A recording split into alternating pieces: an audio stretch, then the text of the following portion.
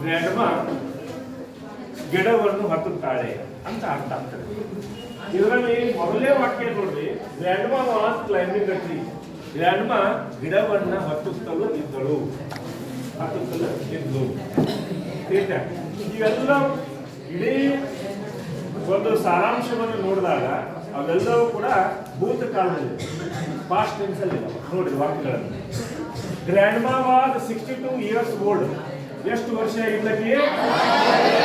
62 ವರ್ಷ ವಯೋಮಾನದವಳಾಗಿದ್ದಳು. She could climb the tree fastly.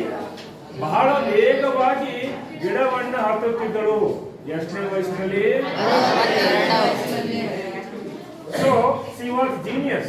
ಆದ್ದರಿಂದ ಆಕೆಗೆ ನಾವು ಜೀನಿಯಸ್, ಮೇಧಾವಿ ಅಂತ ಕರೆಯಬಹುದು.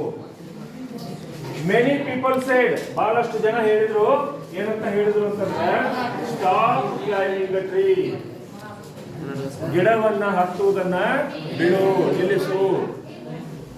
Because she was old. ಯಾಕಂದ್ರೆ ಆಕೆ ಬಹಳಷ್ಟು ವಯಸ್ಸಾದವಳಾಗಿದ್ದಳು. ಬಟ್ ಶಿ ಸೈಡ್, ಆದ್ರೆ ಆಕೆ ಹೇಳ್ತಾಳೆ, I can do it better.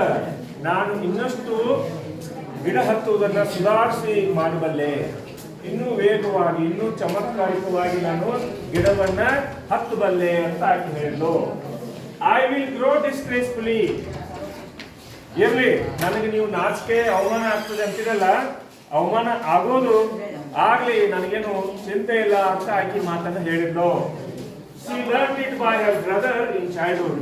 ಆಕೆ ತನ್ನ ಬಾಲ್ಯದಲ್ಲೇ ತನ್ನ ಸಹೋದರನಿಂದ ಈ ಒಂದು ಕಲೆಯನ್ನ, ಗಿಡ ಹತ್ತುವ ಕಲೆಯನ್ನ ಕಲಿತಿದ್ಲು.